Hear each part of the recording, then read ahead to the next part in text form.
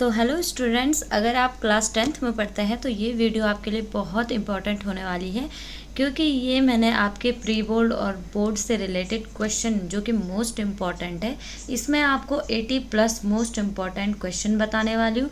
तो चलिए हम वीडियो को स्टार्ट करते हैं। और हाँ, जिन्होंने अगर अपनी प्रिपरेशन अभी नहीं करी है तो ये वीडियो उनके लिए कुछ ज़्यादा ही इम्पोर्टेंट होने वाली है, क्योंकि मैं चैप्टर फर्स्ट से लेकर हर एक चैप्टर के इन जितने भी इम्पोर्टेंट क्वेश्चन है सबको सॉल्व करने वाली हूँ यहाँ पे। और जिन्होंने अपनी प्रिपरेशन कर दी है तो उनके लिए भी ये वीडियो सही है, ताकि वो वीडियो को रोक करके जो मैं क्वेश्चन लिख रही हूँ उनका फटाफट आप सॉल्यूशन कर दीजिए और आंसर चेक कीजिए। अगर आपका सही है तो इसका मतलब है आपकी तैयारी बहुत अच्छी चल रही है। अगर आपको नहीं आता है तो कोई बात नहीं, कोई दिक्कत नहीं, इस वीडियो में आपका सारा प्रॉब्लम दूर हो जाएगा। तो चलिए हम पहला क्वेश्चन नोट करते हैं। तो ये एक्सरसाइज फर्स्ट से पहला क्वेश्चन ले रही हूँ मैं, जो इम्पोर्टेंट है। 135 और 225 का HCF ज्ञात कीजिए। तो यहाँ पर देखिए, आपको ना फॉर्मूला याद होना चाहिए। अगर आपको बेसिक नहीं आता है तो आप सॉल्व नहीं कर पाओगे, लेकिन जिस हिसाब से मैं ये करवा रही हूँ आपको सेम टू सेम वैसा ही लिखना है। तो देखिए, यहाँ पर सबसे आप फॉर्मूला या सूत्र लिख दीजिए जो कि आपको पता होना चाहिए। वो होता है A=BQ+R। क्वेश्चन के सॉल्यूशन सेम ऐसे ही करना है आपको जैसे मैं लिख रही हूँ, A=BQ+R।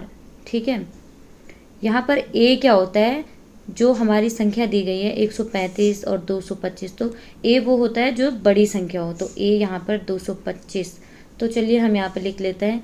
लिखोगे जहाँ A=225 एंड जो B है हमारा वो होता है छोटी संख्या, यानी छोटी कौन सी है, 135। ठीक है, अब हम इनको फॉर्मूले में रखेंगे A=BQ+R। ठीक है, तो A तो हमारा 225 हो गया, B हो गया 135।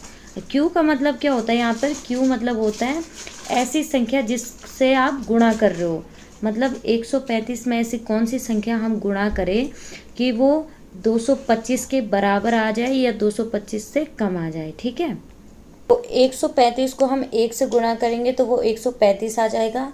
फिर हम 225 में से 135 को घटाएंगे तो हमारे पास बचता है 90। आप एक रफ कॉपी में कर भी सकते हो अगर आपको डाउट है। ठीक है, तो यहाँ पर 90 हमारा बच चुका है।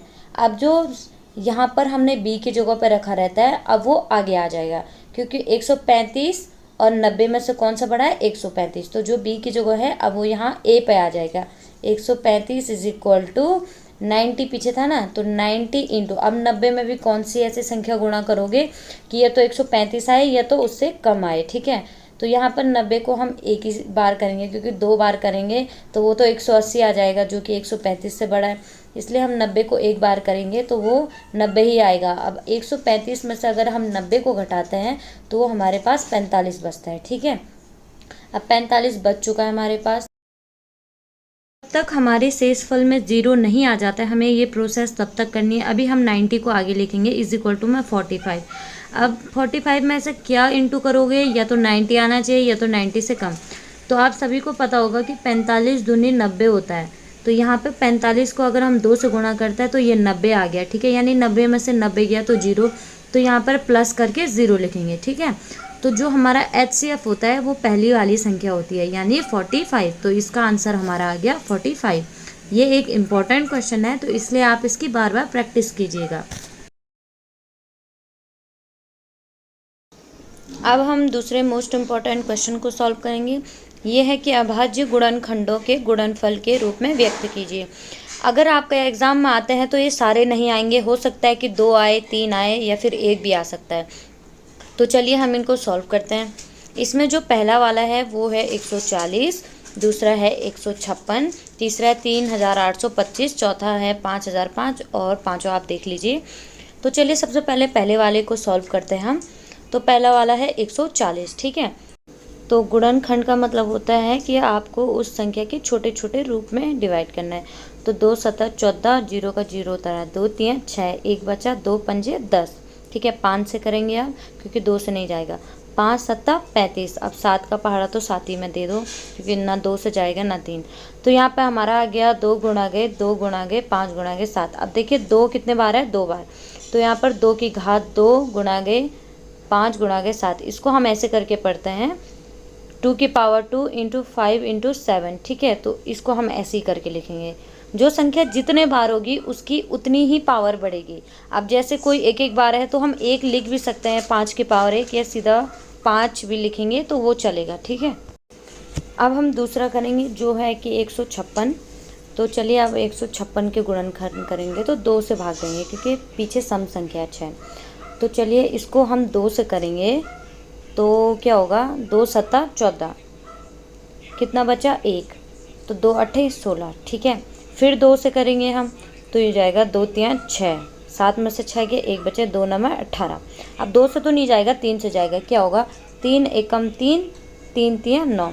अब 13 का किसी में नहीं जाता है, तो इसलिए हम इसको सीधा 13 से करेंगे। अब तो आपको ईजिली आ गया होगा। तो देखिए 2 इंटू 2 इंटू 3 इंटू 13, तो ये क्या होगा, इसको हम कैसे करके लिखेंगे, 2 की पावर 2 इंटू 3 इंटू 13। इसी को हम अभाज्य गुणनखंड विधि कहते हैं। ठीक है, इस जहाँ पे लिखेगा कि अभाज्य गुणनखंड के रूप में लिखना है तो ऐसे करके लिखोगे। तो 156 इज इक्वल टू 2 की पावर 2 इंटू 3 इंटू 13। आपको क्या करना है, वहीं पर नहीं करना है सारे गुणनखंड, आप ना, आपको रफ पेज दिया रहता है, आपको उसमें करना है। ठीक है, और आंसर लिखना है यहाँ पे। अब तीसरा है कि 3825, तो हम इसको 5 से करेंगे। ठीक है, तो 5 सत्ता 35, 3 बचा, 5 एकम 30, 2 बचा, 5 पंजे 25। फिर 5 से देंगे, 5 एकम 5, 2 बचा ना, और 5 पंजे 25, यहाँ पे 1 बचा, 5 तियां 15।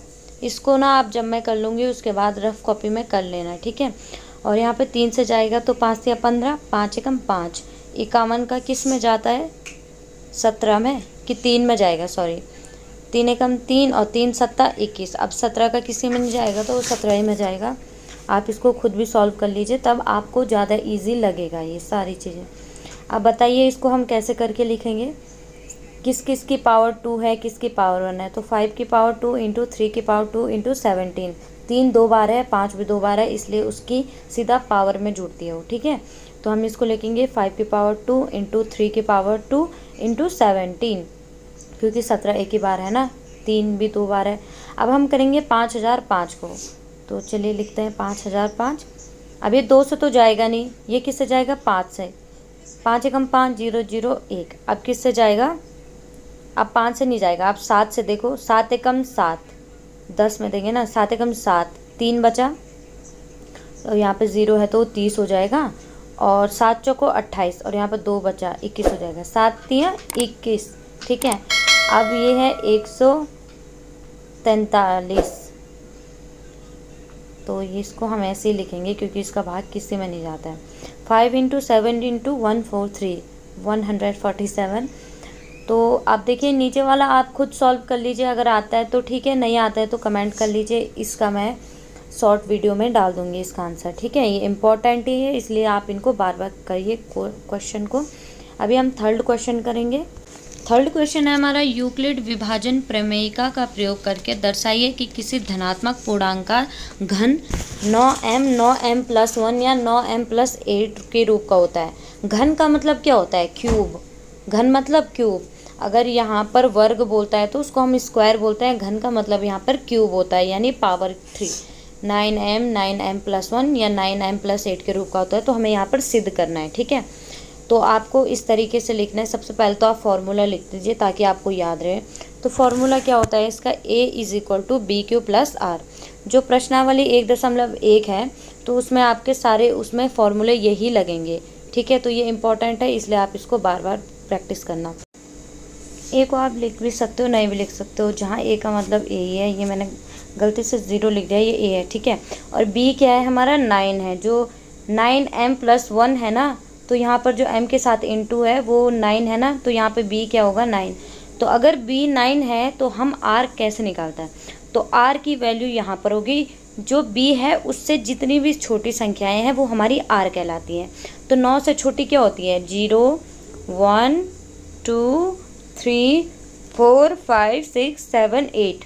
अगर ये 8 होता तो हम 7 तक लिखते, अगर ये 6 होता तो हम 5 तक लिखते। अब ये 9 है तो हम 8 तक लिखेंगे, हमारा आर जो है वो 8 तक आएगा। ठीक है, अब हमको क्या करना है, आर को 0 पर रखना है। जब हम आर को 0 पर रखते हैं तो तब हम देखेंगे कि हमारी ए की वैल्यू क्या आती है। ऐसे करके हमको 8वें नंबर तक रखना है। तो अगर हम आर बराबर 0 पर रखते हैं तो हमारा जो ए की वैल्यू है वो आएगी A is equal to 9m plus R की जगह पे हम क्या रखेंगे 0। ये जो इक्वेशन है ना, A is equal to B Q plus R का A is equal to 9m, क्योंकि 0 तो कोई वैल्यू है ही नहीं। तो अब हम r इज इक्वल टू 1 पर रखेंगे। ठीक है, तो r इज इक्वल टू 1 पे a इज इक्वल टू क्या आएगा 9m प्लस ये a है। ठीक है, ये a है। तो यहाँ पर अब a की वैल्यू क्या आएगी 9m प्लस 1। अब ऐसे ही करके हम r बराबर 2 पर रखेंगे। ठीक है, तो r इज इक्वल टू 2, तो ये क्या a की वैल्यू क्या आएगी 9m प्लस 2। ठीक है, ऐसे करके हम r बराबर 3 पर रखेंगे। तो आप भी करते जाइए, r की मतलब एक कॉपी और पेन ले लीजिए, आप भी सॉल्व करते जाइए। तो और r इज इक्वल टू 3 पर a इज इक्वल टू क्या आएगा 9m plus 3। r is equal to 4 पर क्या आएगा 9m plus 4। r is equal to 5 पर क्या आएगा a is equal to 9m plus 5। r is equal to 6 पाएगा 9m प्लस 6।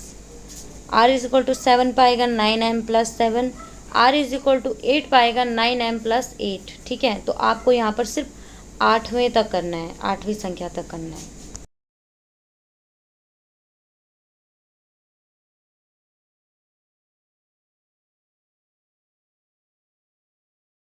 अब आपने 8वें तक लिख दिया तो आपको लिखना है चूँकि, ये चूँकि का निशान होता है, r is equal to 1, r is equal to 3, r is equal to 5 and r is equal to 7।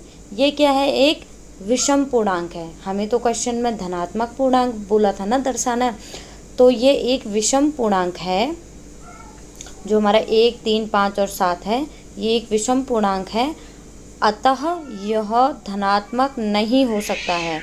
ठीक है, जो हमको प्रूव करना था कि किसी धनात्मक पूर्णांक का के रूप का होता है, तो यह धनात्मक नहीं हो सकता है। आपको ये लाइन लिखनी है और नीचे से क्या लिखोगे आप, इसलिए 9m प्लस 1, 9m प्लस 8 धनात्मक पूर्णांक का घन निम्न रूप का होता है। ठीक है, ये लिखना है आपका, ये एक आपका प्रूव्ड हो जाएगा। अब मैं आपको एक चीज़ और बता देती हूँ थोड़ा, तो आपको एग्ज़ाम में सिर्फ इतना लिखना है और नीचे से लिख देना प्रूव्ड। तो चलिए आपको मैं ये बताती हूँ। आप सोच रहे होंगे कि जो 1 है 9m प्लस 1, ये भी तो एक विषम संख्या है ना। तो जो 9m है, तो जैसे 9m प्लस 1 और 9m प्लस 8 आया था ना हमारा, जो कि एक धनात्मक पूर्णांक है। ठीक है, तो देखो 9m प्लस 0 का अगर हम क्यूब करते हैं, घन का मतलब होता है क्यूब, अगर हम 0 का क्यूब करते हैं तो वो 0 ही आता है। अगर आप 0 को किसी भी संख्या में ऐड करते हो तो वो एज इट इज़ वही संख्या आती है। तो 9m प्लस 0 का अगर हम होल क्यूब करते हैं ना, 0 का क्यूब करता है तो 0 का क्यूब तो 0 ही आएगा, तो ये हमारा 9m आ जाएगा। ठीक है, और ऐसे ही करके अगर हम करेंगे 9m प्लस 1 का क्यूब करेंगे हम, तो क्या होगा, वो जो 9m प्लस जैसे 1 का क्यूब करेंगे तो 1 को हम कितने ही बार गुणा करो तो 1 हमेशा 1 ही आएगा। तो 1 का हम 3 बार गुणा करेंगे तो वो वैसे रहेगा, यानी 9m प्लस 1। ऐसे ही करके अगर हम 9m प्लस 2 का क्यूब करते हैं तो 2 को 3 बार गुणा करने पर 2 दूनी 4 और 4 दूनी 8, तो ये क्या बन रहा है 9m प्लस 8। 3 नहीं है, 2 है, तो 2 दूनी 4, 4 दूनी 8, तो ये क्या बन रहा है 9m प्लस 8। तो देखिए क्यूब का मतलब पावर 3 होती है। ठीक है, मतलब घात 3, क्यूब का मतलब होता है किसी भी संख्या की घात 3। तो ये यहाँ पर हमारा प्रूव्ड हो चुका है। आपको कुछ नहीं करना है, जो मैंने लिखा है वो ही लिखना है आपको एग्जाम में। आप लिख के याद कर लीजिए, आपको याद हो जाएगा। ये आपका यहाँ पर, तो ये आपका यहाँ पर प्रूव्ड हो चुका है। जैसा मैंने लिखा है ना इस कॉपी में, ये क्वेश्चन के नीचे सेम टू सेम वैसे ही आपको हर क्वेश्चन के आंसर को वैसे ही याद करना है। तो आई होप आपको ये वीडियो समझ आ चुकी होगी। इस वीडियो में मैंने केवल 3 क्वेश्चन करवाए हैं आपको, और बाकी क्वेश्चन इसके बाद वाले वीडियो में आएगी, क्योंकि नहीं तो वीडियो ज़्यादा लंबी हो जाएगी। तो ऐसी और वीडियो के लिए आप मेरे चैनल को अभी के अभी सब्सक्राइब कर सकते हैं, और वीडियो अच्छी लगी तो लाइक, और जहाँ पर नहीं आए समझ तो कमेंट कर देना प्लीज़। और तब तक के लिए बाय बाय। आई होप आपकी प्रिपरेशन और भी अच्छी होगी।